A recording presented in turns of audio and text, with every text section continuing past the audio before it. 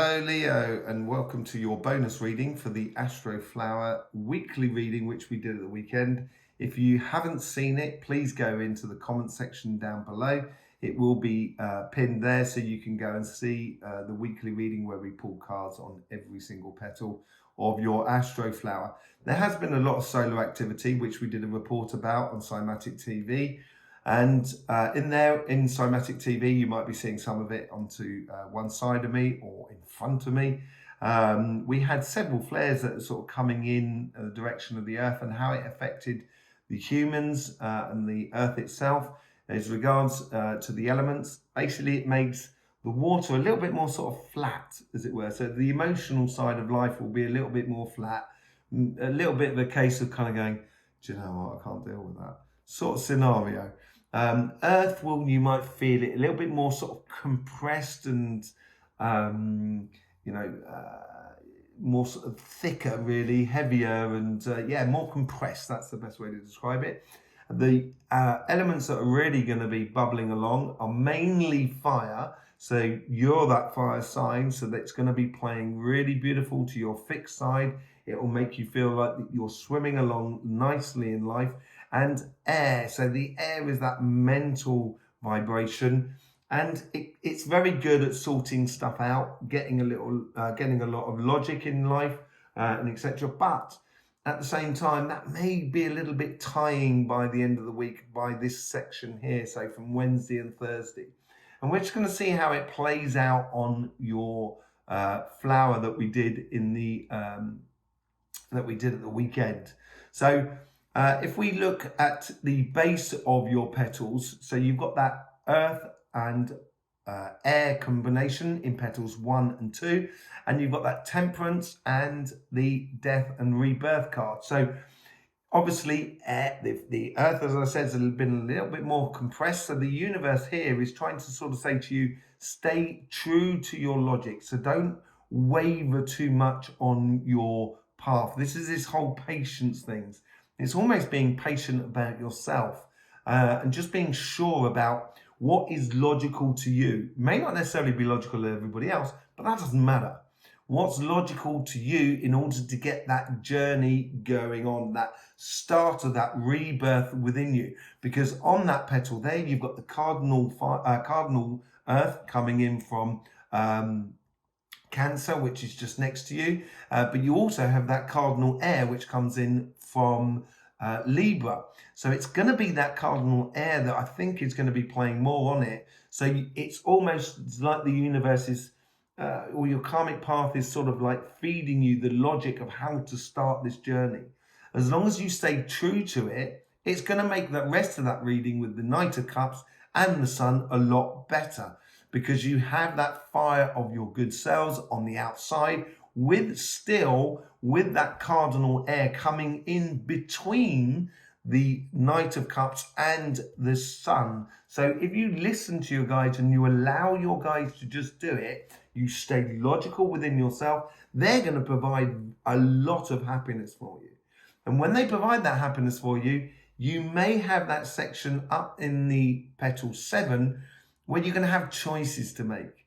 And those choices may influence that petal 6, which is in the middle, which is the 10 of Wands. And with those choices comes responsibility. And with that responsibility, you may have felt like you've had a lot of weight on your shoulders, because it's going to be impacting you directly. At the tip of that petal, between the 10 of Wands and the 7 of Cups, you've got the crossing over, the cardinal water and the mutable earth. And both of those elements are a little bit compressed at the moment. So from the base of the petal, you have that cardinal air and mutable fire. That is right at the base of that petal 6, which has got that 9 of Wands. So you're going to want him to get on and get on and get on and get on. And above that, things are slowing down. And this is where you may feel like kind of going, am I the only one working around here? Am I the only one doing this? Come on, people. And this is where the Leo can stand into their power. Yeah. If we look on the material front, we have a combination of fire and earth.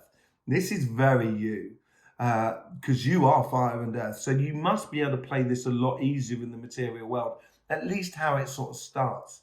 With that fixed earth and fixed fire, you may feel like being that Five of Pentacles is being a little bit more heightened, as if the world is not, or the universe is not backing you up in a way. But what the universe is actually asking you to do is to remain constant and patient within that passion.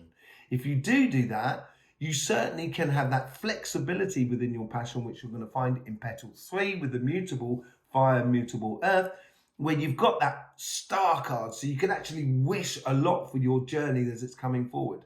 And just realizing that it may not turn up today. If you do that, you may feel a little bit disappointed. Above that, you seem to only have fire and air. So that High Priestess and the Queen of Cups, they look very similar. They act very similar, but it's making that intuition through the High Priestess is the way of explaining to yourself, if you remain constant with your passions, with that fixed fire, which is you good selves, and also your fellow fixed sign of Taurus, who's helping you out here, if you stay constant within your passions, you will elucidate the pathway ahead of you with that High Priestess, which is that mutable water, which is separating those two petals there of petals 7 and petal 9, which then eventually leads into the 7 of Cups. So I think the actual driving aspect of your life at the moment is going to be the material path rather than your emotional path. The emotional path, I would just let it happen. Just enjoy the ride. Enjoy yourself, Leo.